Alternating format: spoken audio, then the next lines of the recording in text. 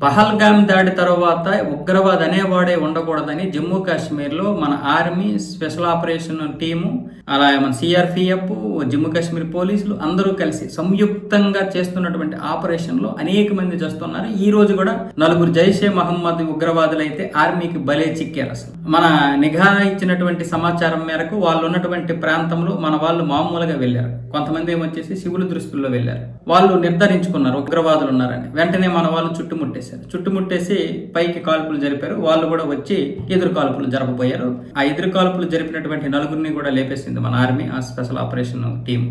అంటే ఇప్పుడు ఇంతకు ముందు అంటే వేరు, ఇప్పుడు ఏంటంటే అసలు ఉగ్రవాదే ఉండకూడదు.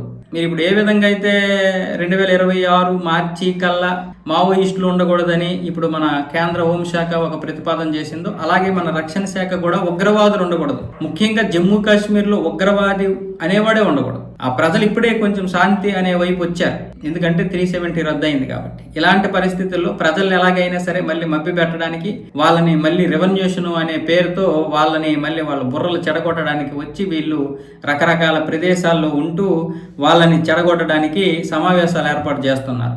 ఆ సమావేశాలకి కొంతమంది యువత కూడా ఆకర్షితులు అవుతున్నారు. కశ్మీర్ మనది, 370 రద్దుతో భారత్ కలుపేసుకుంటుంది, కశ్మీర్ ఎప్పటికీ మనదే మనదే మనదే అని చెప్తున్నారు వాళ్ళు. ఆ విధంగానే మొన్న ఒక సింగ్ అనేవాడు కూడా ఆకర్షితుడైపోయి ఉగ్రవాదిగా మారి ఆర్మీ క్యాంప్ మీద బాంబు వేద్దామని బాంబు చుడితే బాంబు వాడి చేతిలోనే పేలి వాడి చెయ్యి మొత్తం ఎగిరిపోయింది. వాళ్ళ నాన్న కూడా కళ్ళు పోయాయి. ఇద్దరికి ఇప్పుడు కళ్ళు వస్తాయో రావు కూడా తెలియని పరిస్థితుల్లో ఉన్నారు. కాబట్టి ఇలాంటి వారిని అంటే ఏ విధంగా వాళ్ళు ఆకర్షిస్తున్నారో చూడండి. అందుకే ఇప్పుడు మన ఆర్మీ మొత్తం లేపు పారేస్తుంది వాళ్ళని, అసలు ఎవరిని ఉంచకుండా లేపు పారేస్తుంది. అంటే జమ్మూ కాశ్మీరు అనేది వాళ్ళ మనసులోకి ఎక్కిపోయింది, ఇది మనదే ఎప్పటికును. అందుకే వాళ్ళు 2026 ఫిబ్రవరిలో సంతాప సభ పెడదామని ప్లాన్ చేస్తున్నారు. ఎవరిని? జైషే మహమ్మద్ యొక్క చీఫ్ ఉన్నాడు కదా, మసూద్ అజార్, వాడి ఫ్యామిలీ చనిపోయిందట ఆపరేషన్ సింధూర్లో. అందుకని ఇక్కడ ఒక సంతాప సభ కోసం ఏర్పాటు చేస్తున్నారు ఇప్పటి నుంచే. అందుకే మన ఆర్మీ వాళ్ళు మొత్తం వీళ్ళందరినీ లేపేస్తున్నారు. ఇప్పుడు వీళ్ళకి సంతాప సభ పెట్టాలి ఇక్కడ ఇంకెవడైనా కూడా.